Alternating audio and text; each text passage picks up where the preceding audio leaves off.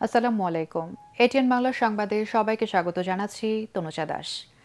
প্রস্তাবিত ঢাকা সেন্ট্রাল ইউনিভার্সিটির অধ্যাদেশ জারির দাবিতে রাজধানীর সায়েন্স ল্যাব, টেকনিক্যাল ও তাঁতীবাজার মোড় অবরোধ করে বিক্ষোভ করছে ঢাকা কলেজ, তিতুমির কলেজ সহ 7 কলেজের শিক্ষার্থীরা।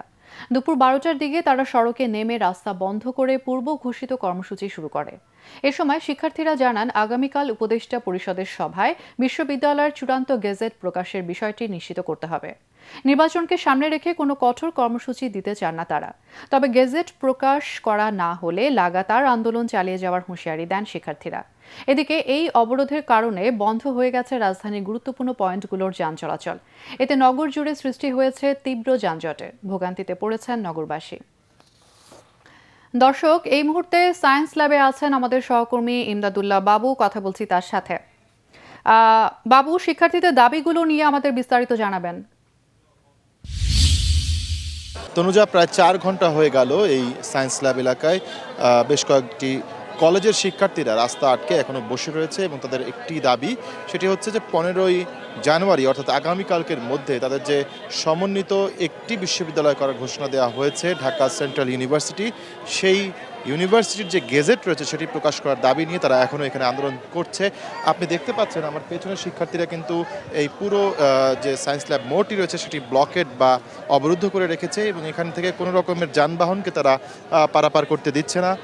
এখানে সেই বেলা 12টা থেকে তারা এখানে অবস্থান নিয়েছে, সেই হিসেবে এখনও 4-5 ঘন্টা হয়ে গেল তারা এখানে বসেই আছে এবং কবে নাগাদ এই সড়ক তারা ছাড়বে এরকম কোনো কিছুই স্পষ্টভাবে তারা বলছে না। তারা কেবল একটি দাবি বলছে যে তাদের যে গেজেটটি রয়েছে সেটি যদি আজকে বিকেলের মধ্যে প্রকাশ করা হয় সেক্ষেত্রে তারা বাসায় ফিরে যাবে, না হলে লাগাতার আন্দোলন বা কর্মসূচি তাদের যেটি রয়েছে সেটি অব্যাহত রাখবে।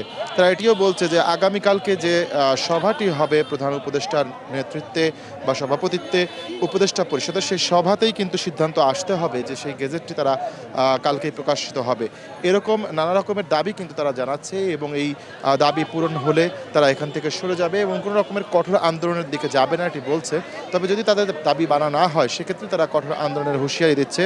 শিক্ষার্থীরা আরও একটি কথা বলছে যে যেহেতু সামনে নির্বাচন প্রভাবিত হয় এরকম কোনো কর্মসূচির প্রতি তাদের কোনো আগ্রহ নেই, কিন্তু তারা যেটি চাইছে যে সেই নির্বাচনের আগেই যাতে এই ধরনের যে সমস্যাগুলো তারা এখন যেগুলো পড়েছে, বিশেষ করে তাদের যে গেজেট নেই, তাদের বিশ্ববিদ্যালয় হওয়ার আইন হয়ে যাচ্ছে কিন্তু গেজেট এখন প্রকাশিত হচ্ছে না, বিলম্ব হচ্ছে। এই বিলম্বটি পার করে গেজেটটি যাতে প্রকাশ করে দেওয়া হয় সেজন্যই কিন্তু তারা বারবার সরকারের দৃষ্টি আকর্ষণ করছে। তারা বলছে যে একটি একীভূত বিশ্ববিদ্যালয়ই পারে তাদের সমস্যাগুলোর সমাধান করতে এবং সেটি যত দ্রুত সম্ভব সেটি যদি করা যায়, সে যদি সরকার গেজেট আকারে প্রকাশ করে দেয় সেটিই একমাত্র এই সমস্যার সমাধান। আপনাকে জানিয়ে রাখি যে যেহেতু নগরীর একটি ব্যস্ততম সড়ক এই সায়েন্স ল্যাবরেটরি মোড় এলাকাটি, ঢাকার 2 প্রান্তকে কিন্তু এই সড়কটি সংযুক্ত করেছে, সেই হিসেবে এই সংযোগ সড়কটিতে কিন্তু যেহেতু বন্ধ রয়েছে 4 ঘন্টা ধরে, সড়কের 2 পাশে কিন্তু আমরা দেখতে পাচ্ছি দীর্ঘ যানজটের সৃষ্টি হয়েছে। আপনি দেখছেন আমার পেছনে কিন্তু যানবাহনের সারি অনেক লম্বা দেখা যাচ্ছে। এখানে যারা ছিলেন যারা নিজেদের গন্তব্যে যাওয়ার চেষ্টা করছিলেন তারা কিন্তু এই শিক্ষার্থীদের আন্দোলনের কারণে চরম ভোগান্তিতে পড়েছেন। অনেকেই আমরা দেখেছি পায়ে হেঁটে কিন্তু তাদের গন্তব্যে যেতে বাধ্য হয়েছেন।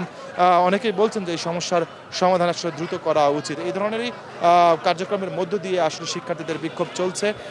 তো এই ছিল আমার কাছে সায়েন্স ল্যাব এলাকা থেকে সবশেষ তথ্য। তনুজা। বাবু, আপনাকে ধন্যবাদ।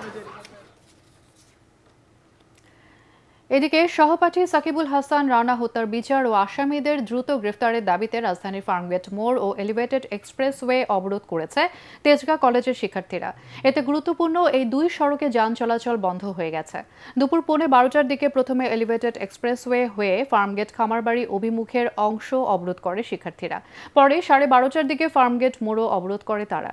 শিক্ষার্থীদের অবরোধের কারণে এই 2 এলাকায় যান চলাচল বন্ধ হয়ে গেছে। আন্দোলনরত শিক্ষার্থীরা জানান, সাকিব হত্যার 1 মাসের বেশি সময় পার হলেও এখনও দৃশ্যমান বিচারিক অগ্রগতি নেই। গত 6 ডিসেম্বর রাতে তেজগাঁ কলেজে ছাত্রাবাসে শিক্ষার্থীদের 2 পক্ষের সংঘর্ষে সাকিবুল হাসান রানা চিকিৎসাধীন অবস্থায় মারা যান।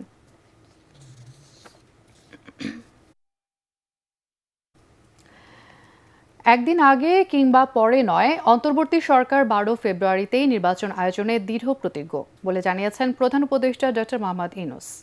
রাষ্ট্রীয় অতিথি ভবন যমুনায় যুক্তরাষ্ট্রের প্রেসিডেন্ট ডোনাল্ড ট্রাম্প প্রশাসনের দুই সাবেক জ্যেষ্ঠ কূটনীতিক আলবার্ট গোম্বেস এবং মর্স স্ট্যান্ড সৌজন্য সাক্ষাৎ করতে এলে এই অঙ্গীকারের কথা জানান প্রধান উপদেষ্টা। নির্বাচন ও ফল ঘোষণা শেষে গণতান্ত্রিকভাবে নির্বাচিত সরকারের কাছে ক্ষমতা হস্তান্তর করা হবে বলেও জানান তিনি। ডক্টর ইনুস বলেন, নির্বাচনকে ঘিরে ভুয়া খবর ও ইচ্ছাকৃত বিভ্রান্তি ছড়ানোর প্রবণতা বেড়েছে, তবে সরকার যথাসময়ে নির্বাচন আয়োজনে অঙ্গীকারাবদ্ধ। তিনি আরও বলেন, ভোট হবে অবাধ, সুষ্ঠু ও শান্তিপূর্ণ এবং উৎসব মুখর পরিবেশে। প্রধান উপদেষ্টা জানান, নির্বাচনের সময় সরকার সম্পূর্ণ নিরপেক্ষ থাকবে এবং সব রাজনৈতিক দলের জন্য সমান সুযোগ ও পক্ষপাতহীন প্রশাসন নিশ্চিত করা হবে।